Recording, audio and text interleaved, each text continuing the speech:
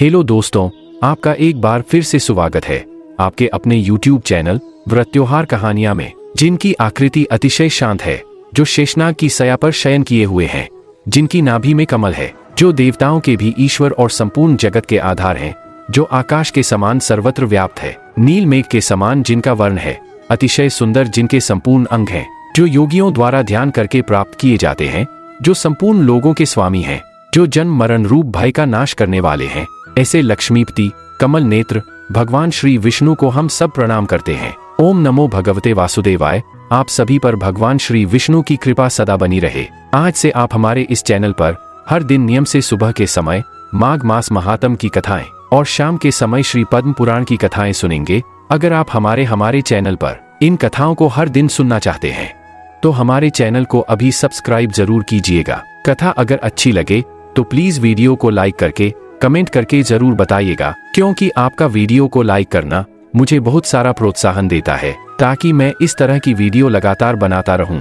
अगर आप माघ मास के बारे में जानना चाहते हो, आज का अध्याय एक समय की बात है। श्री सूत जी ने अपने गुरु श्री व्यास जी से कहा कि हे गुरुदेव, कृपा करके आप मुझसे माघ मास का महात्म में कहिए, क्योंकि मैं आपका शिष्य हूँ। तब व्यास जी कहने लगे, हे सूत जी, जो कथा अब मैं आपको सुनाऊंगा उसे ध्यानपूर्वक सुनो। तब व्यास जी कहते हैं कि रघुवंश के राजा दिलीप एक समय यज्ञ के स्नान के बाद पैरों में जूते और सुंदर वस्त्र पहनकर शिकार की सामग्री से युक्त कवच और शोभायमान आभूषण पहने हुए अपने सिपाहियों से घिरे हुए जंगल में शिकार खेलने के लिए अपनी नगरी से बाहर निकले। उनके सिपाही जंगल में शिकार करने के लिए मृग, व्याघ्र, सिंह आदि जंतुओं की तलाश में इधर उधर घूमने लगे। उस वन में वन स्थली अत्यंत शोभा को प्राप्त हो रही थी। उस वन की सुंदरता देखते ही बनती थी। कहीं कहीं हिरणों के झुंड फिरते थे, कहीं गीदड़ अपना भयंकर शब्द कर रहे थे, कहीं जंगली गैड़ों का समूह हाथियों के समान फिर रहा था, तो कहीं वृक्ष की कोटर में बैठे हुए उल्लू अपना भयानक शब्द कर रहे थे,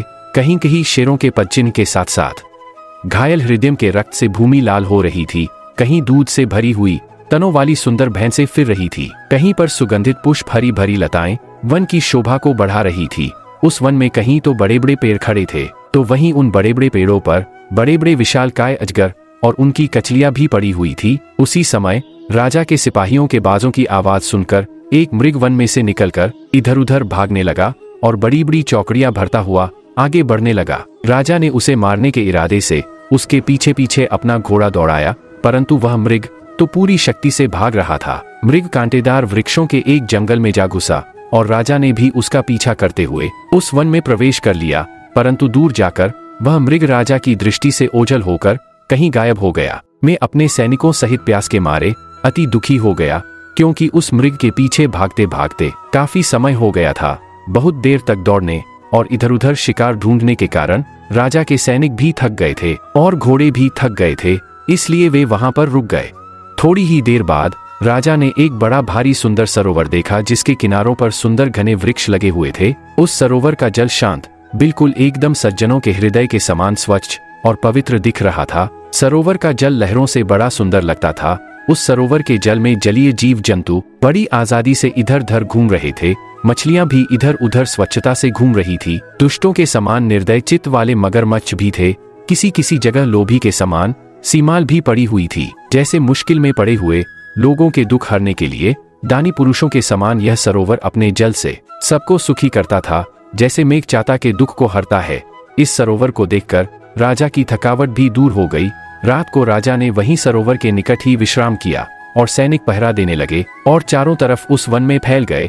रात के अंतिम समय में शूकर के एक झुंड ने आकर उस सरोवर में पानी पिया और कमल के झुंड के पास आए। तब शिकारियों ने बड़े बड़े सावधान होकर उन शुक्र पर आक्रमण कर दिया और उन्हें मारकर धरती पर गिरा दिया। उस समय सब शिकारी कोलाहल करते हुए, यानी कि बहुत शोर करते हुए, बहुत खुशी के साथ राजा के पास गए। तब तक सुबह भी हो चुकी थी। राजा ने यह सब देखा तो बहुत प्रसन्न हुआ और फिर उनके साथ ही अपनी नगरी की तरफ चल पड़ा। जब राजा अपने नगर की ओर जाने लगा, तब रास्ते में उसने एक तपस्वी को देखा। वह तपस्वी ब्राह्मण हरित वनस मत के थे। उनके हाथों की उंगलियों में शंख और चक्र चिन्ह शोभित थे। कठिन साधना के कारण उनका शरीर दुर्बल हो गया था। केवल उनके शरीर पर अस्थियां दिख रही थी। बड़े चतुर और कर्कश शरीर वाले वे थे। हिरण की खाल धारण किए, मृदु वल्कल वस्त्र पहने, नख लोम जता धारण किए, निगम जप किया करते थे। इसे तपस्वी को देखकर राजा ने उन्हें रास्ता दिया और हाथ जोड़कर प्रणाम करके वहीं बैठ गया। तब ब्राह्मण ने राजा के भेष से समझ लिया कि यह जरूर कोई राजा है। तब राजा से परोपकार की इच्छा से कल्याण के बारे में कहा कि हे राजन, इस पुण्य पवित्र काल में कहाँ जाते हो? माघ के महीने में तो प्रातः काल सरोवर का स्नान किस कारण छोड़ रहे हो? भक्त जनों, जब राजा दिलीप ने तपस्वी से माघ मास महात्म्य के बारे में पूछा, तब राजा के वचनों को सुनकर तपस्वी कहने लगे कि हे राजन, भगवान सूर्य बहुत शीघ्र उदय होने वाले हैं, इसलिए यह समय हमारे लिए स्नान का है, कथा का नहीं।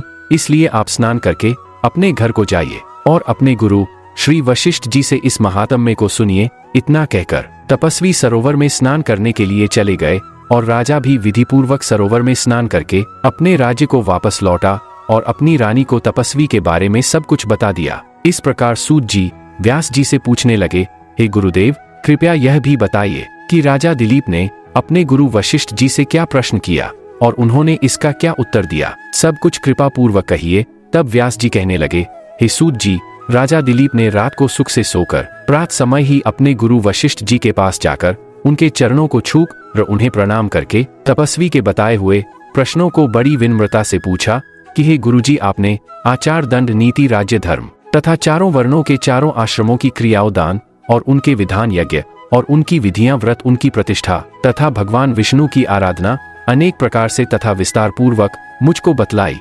अब मैं आपसे माघ मास के स्नान के महात्म को भी सुनना चाहता हूँ। सो हे तपोधन, नियम पूर्वक कृपया इसकी विधि समझाइए। तब गुरु वशिष्ठ जी कहने लगे कि हे राजन, तुमने दोनों लोकों के कल्याणकारी, वनवासी तथा गृहस्थों के अंतःकरण को पवित्र करने वाले माघ मास के स्नान का बहुत ही सुंदर प्रश्न पूछा है। हे राजन, मैं तुम्हें माघ स्नान का फल सुनाता हूँ, ध्यान पूर्वक सुनो। जो लोग होम, यज्ञ तथा इष्ट पूर्त कर्मों के बिना ही उत्तम गति प्राप्त करना चाहते हो, वे माघ में प्रातः काल बाहर के जल में स्नान करें।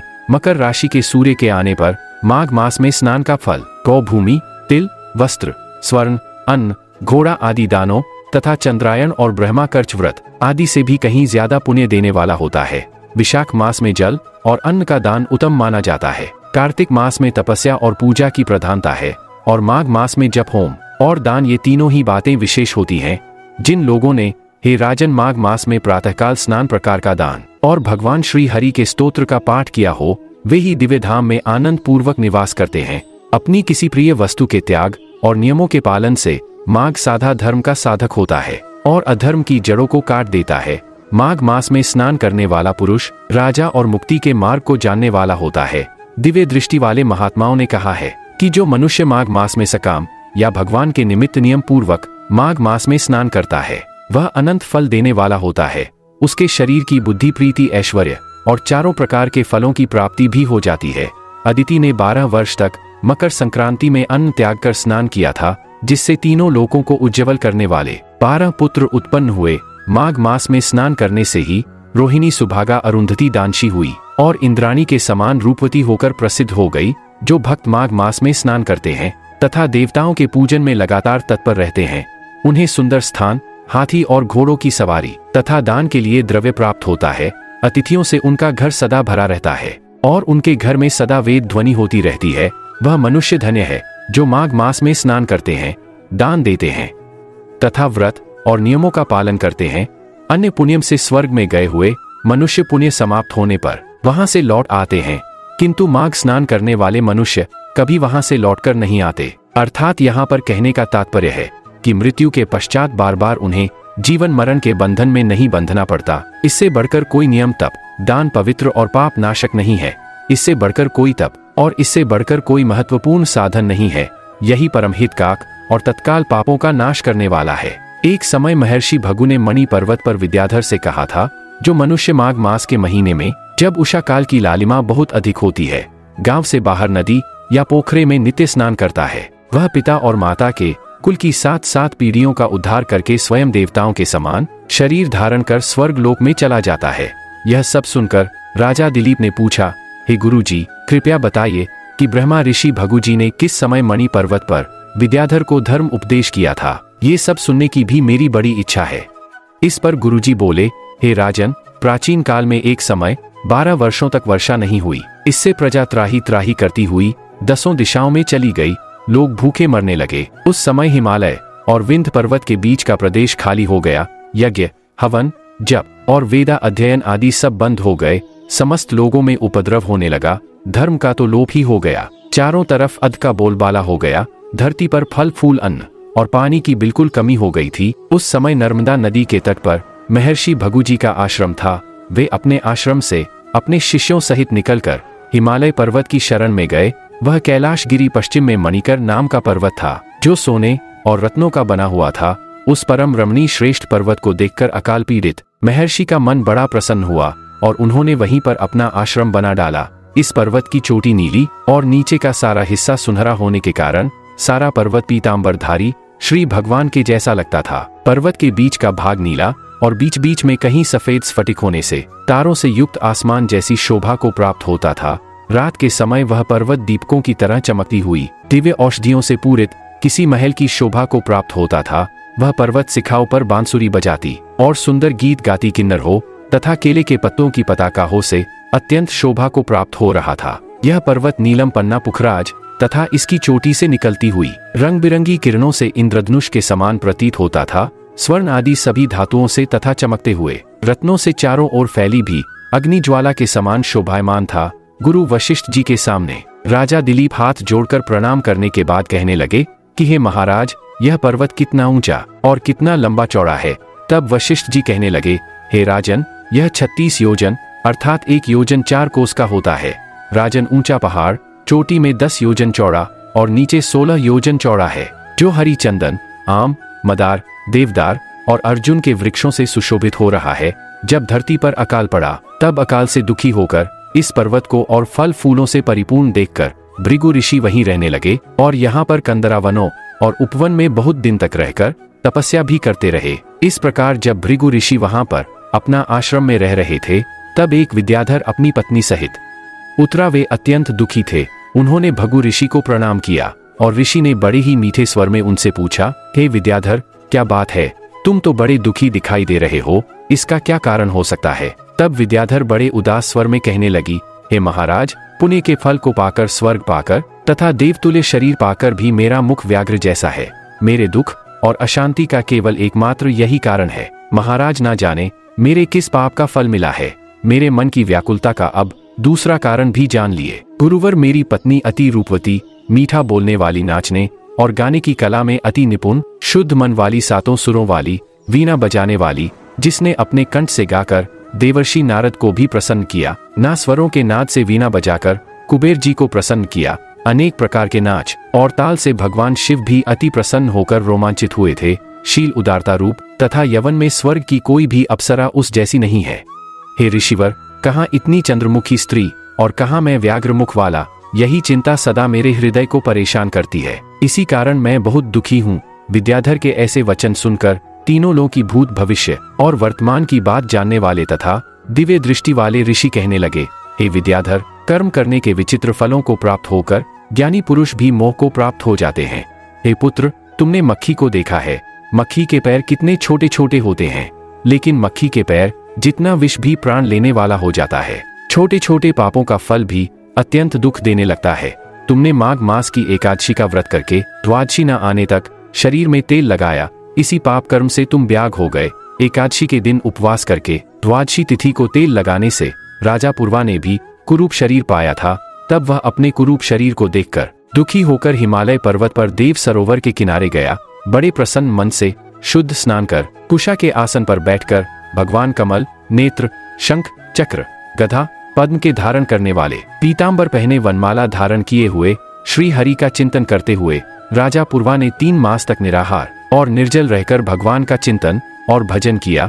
इस प्रकार 7 जन्मों में प्रसन्न होने वाले भगवान राजा के 3 महीने के तपस्या से ही अति प्रसन्न हो गए और माघ मास के शुक्ल पक्ष की एकादशी को प्रसन्न होकर भगवान ने अपने शंख के जल से राजा को पवित्र कर दिया। भगवान ने उसके तेल लगाने की बात याद दिलाकर सुंदर देवताओं का स्वरूप उसे दे दिया, जिसे देखकर उर्वशी भी उसको चाहने लगी और राजा कृतकृत्य होकर अर्थात धन्य होकर अपनी नगरी पुरी को चला गया। भृगु ऋषि इस प्रकार कहने लगे कि हे विद्याधर, इसलिए तुम क्यों दुखी होते हो? यदि अपना यह राक्षसी रूप छोड़ना ही चाहते हो तो फिर मेरा कहना मानकर जल्दी ही पापों को नष्ट करने वाली कूट नदी में माघ स्नान करो, जहाँ पर ऋषि सिद्ध देवता निवास करते हैं। अब मैं इसकी विधि बतलाता हूँ, ध्यानपूर्वक सुनो। तुम्हारे भाग्य से माघ मास आज से ठीक 5वें दिन ही प्रारंभ होने वाला है। पौष मास के शुक्ल पक्ष की एकादशी से इस व्रत को प्रारंभ करो। धरती पर सोना जितेंद्रिय रहकर दिन में 3 समय स्नान करके महीने भर तक निराहार रहो। सभी भोगों को त्याग कर तीनों समय भगवान श्री हरि का पूजन भजन करो। जब तुम द्वादशी तिथि को शिवजी स्तोत्र और मंत्रों से पूजन करोगे, श्री हरि की चालीसा का पाठ करोगे, तब तुम्हारा मुंह देखकर सभी आश्चर्यचकित हो जाएंगे और तुम फिर अपनी पत्नी के साथ सुखपूर्वक रह पाओगे। माघ मास के प्रभाव को जानकर सदा माघ में स्नान करो। पाप दरिद्रता से बचने के लिए मनुष्य को सदा यत्न पूर्वक माघ मास का स्नान करना चाहिए। स्नान करने वाला इस लोक तथा परलोक में सदा सुख पाता है। गुरु वशिष्ठ जी कहते हैं कि हे राजा दिलीप, भगु जी के यह वचन सुनकर वह विद्याधर अपनी पत्नी सहित उसी स्थान पर पर्वत के झरने में माघ का स्नान करता रहा और उसके प्रभाव से उसका मुख देव सदृश हो गया और वह फिर मणिग्रीव पर्वत पर ही आनंद से रहने लगा। भगु जी भी नियम की समाप्ति पर अपने शिष्यों सहित इवा नदी के तट पर आ गए और वहीं पर उन्होंने माघ मास का स्नान किया। हरे कृष्ण। आज के अध्याय में बस इतना ही। इसके आगे का वृतांत आप सभी अगली कथा में जरूर सुनिए।